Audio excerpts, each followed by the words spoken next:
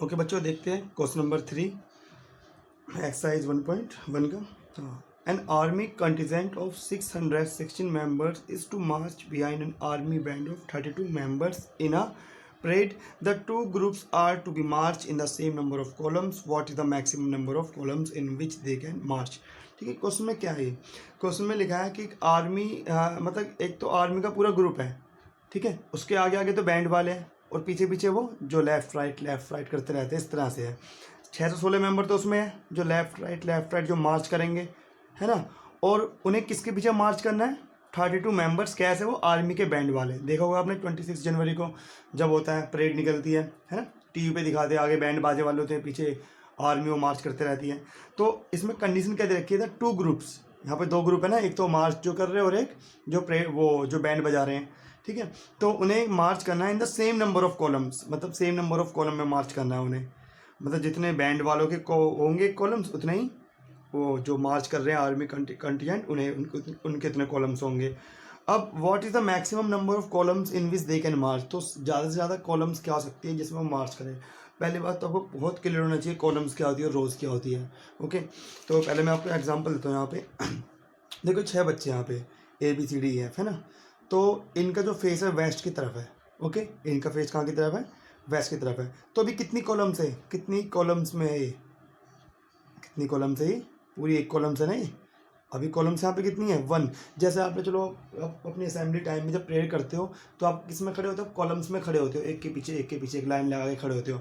ये होती है पूरी कॉलम्स। ओके, अब ये ऐसे खड़े कर दिए मैंने, ठीक है। अब कितनी कॉलम्स बनी?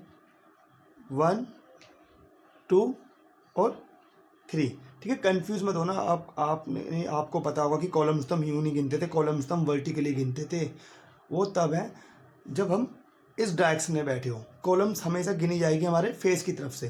जैसे हम क्लासेस में बैठ रहे थे अपनी बेंच पे, हम इस तरह से बैठ रहते हैं ना, ये फर्स्ट रो, ये सेकंड रो, ये थर्ड रो, तब कॉलम हम यूँ गिनते थे, 1 कॉलम, 2 कॉलम और 3, इस तरह से 4, ठीक है। लेकिन अब जब बच्चे यूँ खड़े हैं, मैंने डायग्राम इस तरह से बना रखा है, ठीक है। जैसे अपनी असेंबली में खड़े होते हैं। तो अभी कितनी कॉलम्स है? 1 कॉलम्स। अब कितनी कॉलम्स है यहाँ पे बताओ? 1, 2, 3। कितनी कॉलम्स? 3 कॉलम्स। ओके, अब यहाँ पे कितनी कॉलम्स है? 1, 2 कॉलम्स। अच्छा, अब यहाँ पे कितनी कॉलम्स है? 1, 2, 3, 4, 5, 6, ठीक है। तो यहाँ पे कितनी कॉलम्स है? 6 कॉलम्स। तो मैक्सिमम नंबर ऑफ कॉलम्स किस तरह से? इस तरह से मैक्सिमम नंबर ऑफ कॉलम्स हो जा रही है। अब क्वेश्चन में क्या है? क्वेश्चन में लिखा 616 तो आपके हुए हैं जो मार्च करेंगे और 32 आपके क्या है जो वो बैंड बजाएंगे, ठीक है। थोड़ी डिजिट ज़्यादा ही बड़ी है, डिजिट को हम थोड़ा छोटा एग्जांपल लेके देखते हैं, ठीक है। मैंने चलो एग्जांपल दिया, मान लो कि आपके जो बैंड मेंबर्स है वो कितने हैं? 4। मैंने ब्लू से रखे हैं बैंड मेंबर। और जो आर्मी कंटीजेंट है जो मार्च करेगी वो कितनी है? वो 12 है। तो मैंने देखो इस तरह से अरेंज किया ऐसे, ये आगे बैंड वाले हैं। ओके, कितनी कॉलम्स में? 1, 2, 3, 4। अगर 4 कॉलम्स में ये खड़े हैं तो भाई इनको भी 4 कॉलम्स में ही मार्च करनी पड़ेगी, ये आगे पीछे नहीं निकल सकते, ठीक है। यहाँ तो देखो डिजिट बहुत छोटी थी, इसलिए मैंने आराम से इसको यूँ बना दिया। अब देखो सवाल उठते हैं कि अगर ऐसे होते हैं कि बैंड मेंबर, एक मेंबर ये रहा, 2, 3, 4, एक के पीछे एक लगे रहते हैं, ऐसे भी तो चल सकते हैं एक के पीछे एक लग जाए। लेकिन यहाँ पे कितनी कॉलम्स है? यहाँ पे कॉलम्स ओनली कितनी? यहाँ पे ओनली 1 कॉलम्स है ना।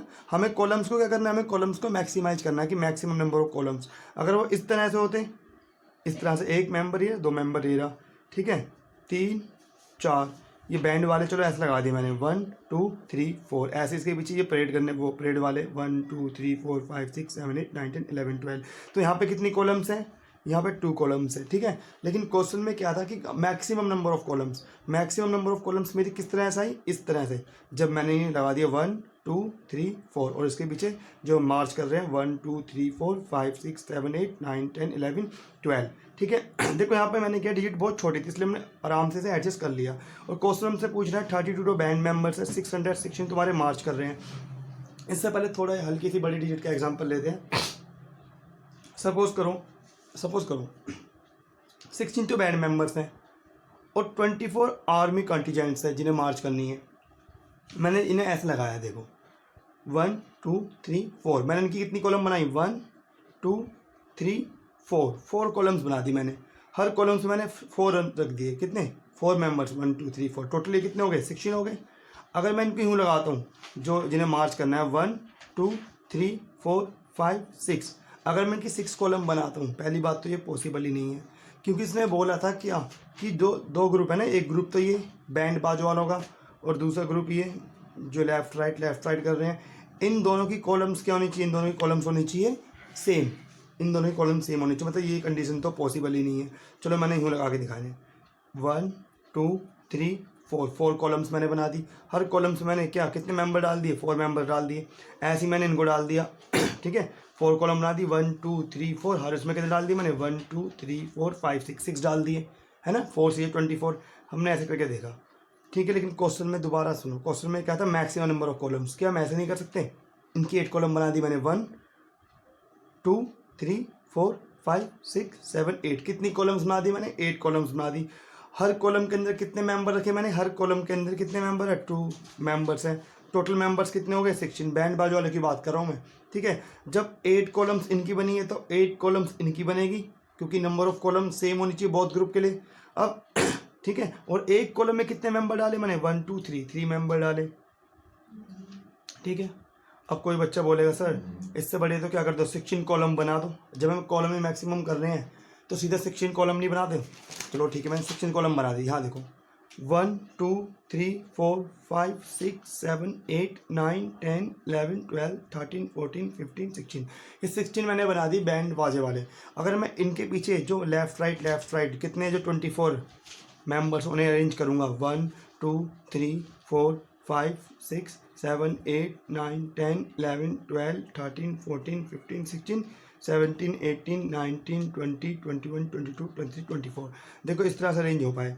ये सब तो वैकेंट रह गई ना, ये सब जगह तो क्या होगी, वैकेंट। और वो कैसे मार्च करते हैं, वो मतलब इक्वल नंबर ऑफ कॉलम में मार्च कर रहे हो, हर कॉलम्स में सेम होने चाहिए, सेम मेंबर्स होने चाहिए, ठीक है। देखो यहाँ पे फोटो देखो, मैं आपको फोटो दिखाता हूँ इधर कैसे करते हैं। यहाँ आप देख सकते हैं, फोटो दिख रही होगी आपको, है ना, कि इसमें किस तरह से वो मार्च करते हैं, ठीक है। चलो अब आते हैं क्वेश्चन पे, मैं क्वेश्चन करेंगे कैसे। अब आते हैं क्वेश्चन पे। देखो ये मैंने ब्लू से इंडिकेट करा है बैंड मेंबर्स, ये मान लो बैंड मेंबर्स है, और ये ब्लैक से आर्मी कंटिजेंट्स। मुझे नहीं पता कितनी कॉलम्स है, मुझे नहीं पता कितनी कॉलम्स है ना, तो मैंने n नंबर ऑफ कॉलम बना दी, 1 कॉलम्स 2 कॉलम 3 4, ऐसी पता नहीं कितनी कॉलम होगी, 5 होगी 6 होगी, नहीं पता मुझे। तो मैंने कहाँ तक बना दी, n तक। जब बैंड मेंबर्स n कॉलम में चल रहे हैं तो आर्मी मेंबर्स भी कितने में चलेंगे, n कॉलम में, 1 2 3 4, ऐसे ही ये n तक, है ना, ये 1 2 3, ठीक है। अब मैंने लिखा let there are n columns, let there are n columns. कितने कॉलम्स हो गए, n कॉलम्स। अब मैंने लिखा suppose number of band members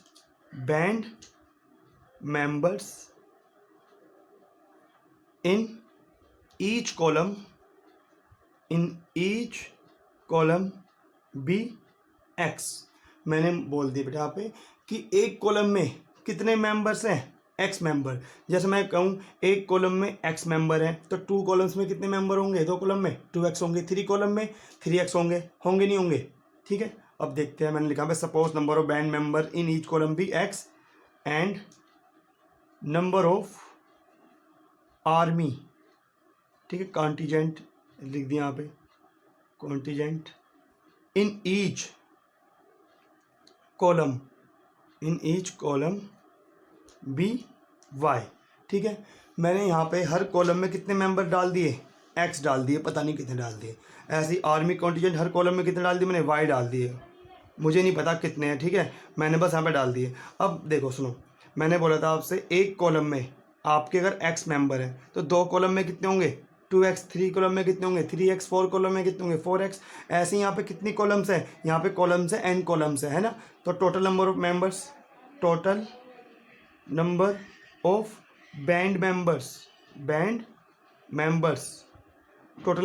members कितने हो जाएंगे आपके, nx होंगे नहीं होंगे, समझ रहे हो बात को, क्योंकि n कॉलम्स है, हर कॉलम में कितने हैं, x मेंबर है, nx हो जाएंगे, जो कि टोटल नंबर दे रखे हैं आपको कितने, 32 दे रखे हैं। ऐसे ही total number of army contingent, देखता हूँ मैं टोटल कितने कॉलम्स हैं, टोटल कितने कॉलम्स हैं भाई? आर्मी कौन ने कहा था total number of army contingent कितने निकलेंगे? कितनी कॉलम्स हैं? एन कॉलम्स हैं, ठीक है। और एक कॉलम में कितने मेंबर्स हैं? वाई मेंबर्स हैं। टोटल नंबर से निकलेगा ना एन वाई। और आपको दे कितने रखे हैं? 616। ओके, तो आप खुद देखो, इसमें हमसे पूछा था maximum number of columns. Maximum number of columns क्या है? एन है ना। इन दोनों में क्या कॉमन आ रहा है? इन दोनों में क्या कॉमन आ रहा है? एन कॉमन आ रहा है। और कॉमन आने का मतलब क्या होता है? एचसीएफ में क्या देखते हैं हम? इन दोनों में क्या कॉमन आ रहा है? एचसीएफ तो आपको पता होगा ना, हाईएस्ट कॉमन फैक्टर जो दोनों में कॉमन आ रहा है। तो दोनों में क्या कॉमन आ रहा है? एन कॉमन आ रहा है। यानी कि हम क्या करेंगे? इसका एचसीएफ निकालेंगे। हम लिखेंगे maximum number of columns in